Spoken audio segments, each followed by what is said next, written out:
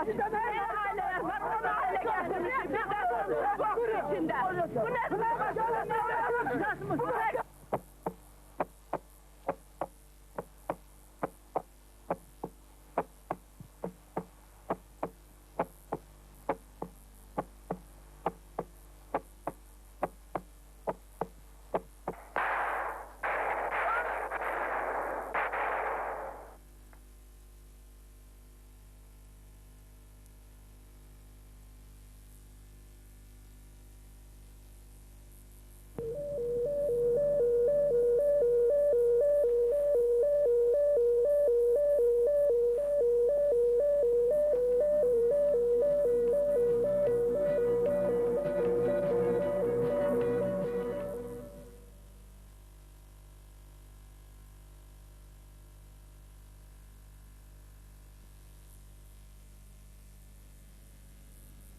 Afiyettin Cəllovun və Şəmsi Rəhimovun xatirəsinə.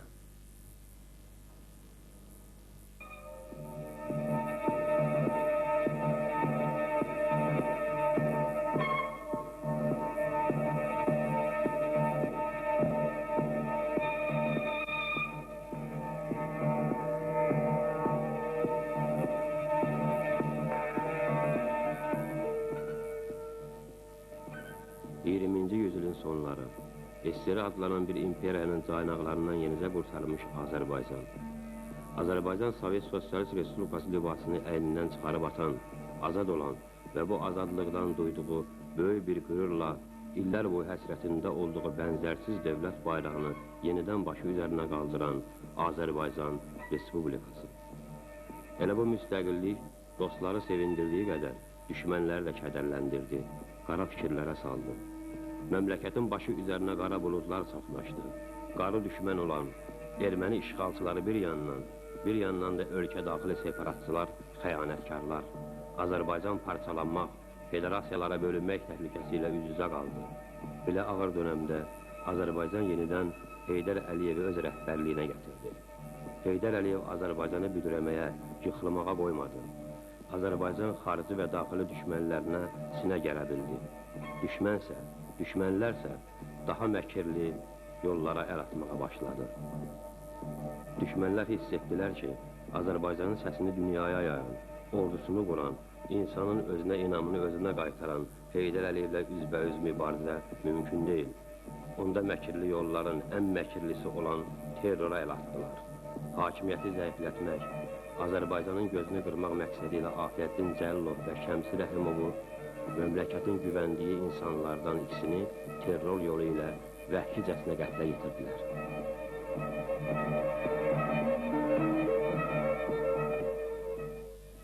Şəmsi Rəhimov 1941-ci ildə gənc yaşlarında Tiflisdəki hərbi uçuluşunu qutarandan sonra zabit qismində döyüşə gedib. Birinci Böyük Vətən müharibəsində iştirak edib. Oradan zabit kimi geri dönüb. Bundan sonra o vaxt SSR dövlət təhlükəsizlik orqanlarına işə qəbul olunubdur. Bildiyiniz kimi SSR dövründə bütün güc strukturları yerli respublikalara rəhbərliklərinə həvalə olunsa da, ordunun rəhbərliyi yerli orqanlara həvalə olunmur, etibar göstərilmir. Yəni bütün ordu SSR silahlı qüvvələri tərkibində birləşmişdir. O baxımdan da həmin dövrlər təbii ki, orada kəşfiyyat xidmətini təşkil edən qurum da SSR-yə tabi idi. Yəni birbaşa Moskva tabi idi. Rəhim Şəmsi həmin qurumda işləyirdi. Yəni hərbi kəşfiyyat xidmətində işləyib, yəni belə desək, xüsusi idarə sistemində işləyirdi. Uzun müddət işləyirdi. 45-ci ildən 185-ci ilə kimi 40 il həmin orqanda işləyirdi. Həmin işlədiyi dövrdə yeganə Azərbaycanlı olub ki, o bütün rəhbər səviyyədə işlərdə olubdur. 88-ci ildə Azərbaycanda hadisələr cövran elədikdə, bizim Ermənistandan onun doğmaları qovulduqdan sonra o da bu hadisələrə bir yana qalmamış, öz qohumları ilə əlaqə saxlamış, öz qohumlarının yerləşilməsində, Bakı şəhərində və digər respublikamızın arasında yerləşməsində fəal iştirak edilmişdir. Bundan əlavə, yəqin ki, hər birimizin xatirindədir bu tarix ki, 88-ci ildən başlayaraq Azərbaycanda gəlmə-geçişdə çox ağır bir dövrlər başlamışdı. Və elə bir dövr gəlib çıxmışdı ki, 1991-ci ildə müstəqil bir dövlət kimi fəaliyyət başlamamıza baxmayaraq, Azərbaycanın parçalanmaq təhlükəsi vardı. Torpaqlarımız, dalbadal rayonlarımız işğal olunurdu erməni silahlı qüvvələrinin tərəfindən. Və belə bir vaxtda Azərbaycan xalqının təkidi ilə, çağırışı ilə mərhum prezidentimiz Heydər Əliyev cənabları hakimiyyətə gəldi və o Azərbaycanı xilas elədi. O gələndə, hakimiyyətə gəlindikdə təbii ki, həmin dövrlər Azərbaycan ordusu yox idi. Və Azərbaycan ordusunu da təşkil etmək, yaratmaq lazımdır. Ona yaxın köməkçilər lazımdır. Belə bir dövrdə profesional bir kadr kimi, onun Şəmsi Rəhimov kimi bir insana ehtiyacı duyulur. Və bu baxımdan o Şəmsi Rəhimovu dəvət etmiş və ona xüsusi idarənin o vaxtı Azərbaycan Respublikası Prezidenti yanında xüsusi idarə gedirdi. Həmin idarəyə rəhbərlik eləməyi həval etmiş, müxtəlif səlahiyyətlər verilmişdir.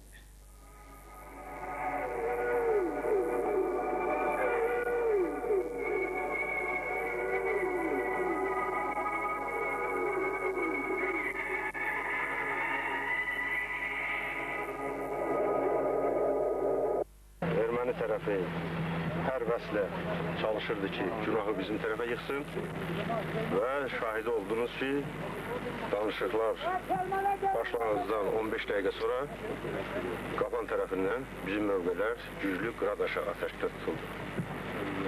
Bununla əlaqədar olaraq mən nümayəndə heyəti adından Ermənistan Ali Sovetinin birinci mavini cənab Saykana rəsmi ikinci bəyanatımı elan etdim və tələb etdim ki, əgər 10 dəqiqə ərzində onlar tərəfindən atəş dayandırılmasa, biz danışıqları tərk edəcəyik. Nəticə? Nəticəni gözləyirik. Öz şöbəsə bizə Şahin Füzulinin altında, sonra Murovdağ döyüşlərində iştirak eləmiş, fədakarlıq göstərmişdir.